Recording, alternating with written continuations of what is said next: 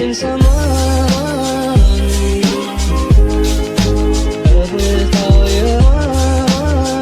Jumlah ideal berhubungan intim dalam seminggu atau sebulan sering jadi pertanyaan setiap pasangan. Faktanya, pertanyaan ini muncul karena adanya ketidakpuasan dari salah satu pasangan. Meskipun seks memiliki banyak manfaat, tapi bukan berarti harus dilakukan setiap hari. Seks yang sehat dan menyenangkan adalah yang disepakati kedua pasangan. Berapa kali waktu ideal berhubungan intim dalam seminggu seringkali menjadi pertanyaan banyak pasangan. Terkadang muncul juga pertanyaan apakah jumlah yang dilakukan sudah tergolong normal dan sehat sama seperti pasangan lain. Namun, sebenarnya jumlah ideal setiap pasangan bisa berbeda, karena tergantung dengan kepuasan setiap pasangan. Ada banyak faktor yang mempengaruhi seberapa sering idealnya berhubungan intim. Pertanyaan tentang frekuensi seksual biasanya muncul ketika salah satu pasangan kurang puas dengan jumlah seks yang mereka lakukan. Nah, lalu berapa kali sih idealnya hubungan intim dalam satu minggu?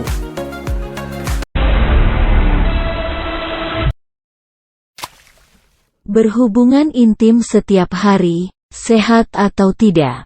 Hubungan intim tidak hanya memenuhi kebutuhan fisik, tapi juga membangun hubungan emosional antara kedua pasangan dalam hubungan pernikahan. Faktor hubungan emosional lebih penting bagi wanita dibandingkan dengan pria. Seks memang memiliki banyak manfaat, tapi itu bukan berarti harus dilakukan setiap hari dan wajib. Tidak apa-apa jika kamu ingin membatasi berapa kali berhubungan seks dalam seminggu. Hal ini karena tidak selalu terjadi bahwa kedua pasangan ingin berhubungan seks pada saat yang sama, atau sesering pasangan lain. Terlebih lagi, kesediaan kedua pasanganlah yang membuat hubungan intim lebih memuaskan, menyenangkan, dan menyehatkan. Memaksa seseorang untuk berhubungan intim tentu dianggap sebagai pemaksaan seksual dan tidak dianjurkan. Perlu dipahami juga bagi setiap pasangan menikah, bahwa hubungan intim sebaiknya tidak dilakukan ketika pasangan tidak ingin berhubungan intim atau karena kelelahan atau sakit. Seks menjadi gangguan besar dalam pekerjaan dan kehidupan. Terlalu sering berhubungan intim membuat pasangan melupakan tanggung jawab rumah tangga atau pekerjaan. Hubungan intim yang berlebihan menyebabkan peradangan atau iritasi pada vagina atau penis. Maka itu, kamu dan pasangan harus selalu merasa terbuka untuk berbicara tentang kebutuhan saat ini, sehingga kamu dan pasangan dapat memutuskan satu hal, berhubungan seks atau tidak. Terserah masing-masing pasangan untuk menetapkan jumlah ideal dan menerimanya sebagai komitmen. Inilah yang paling penting ketika mempertimbangkan kepuasan seksual. Perlu dipahami juga, berhubungan intim bukan tentang jumlahnya, tapi pengalaman setiap pasangan dalam setiap berhubungan. Bagaimanapun, berhubungan intim bukanlah satu-satunya cara untuk mendapatkan keintiman fisik sebagai pasangan menikah. Terkadang, tindakan intim lainnya seperti berciuman atau berpelukan juga sama baiknya.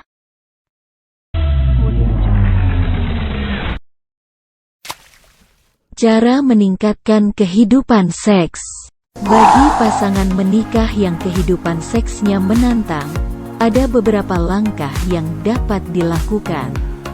Pertama, menilai hubungan kamu dan pasangan di luar kamar tidur. Apakah ada keintiman? Karena keintiman fisik dan emosional sangat penting untuk hubungan menikah. Apapun love language atau bahasa cinta kamu dan pasangan, maka peliharalah itu. Namun, jika satu-satunya bahasa cinta kamu adalah seks, maka kamu perlu mengusahakannya. Misalnya dengan menjadwalkan hubungan intim, mengubah tempat, hingga pergi berlibur, hanya berdua. Hal yang paling penting adalah mengomunikasi, membuat kesepakatan, dan menghormati kesepakatan yang sudah dibuat bersama. Kedua pasangan perlu merasa didengar dan puas dalam pernikahan dan hubungan seksual. Jika adanya masalah kesehatan yang menjadi kendala kehidupan seks, maka sebaiknya segera periksakan ke dokter. Jangan lupa like, komen, share dan subscribe ya.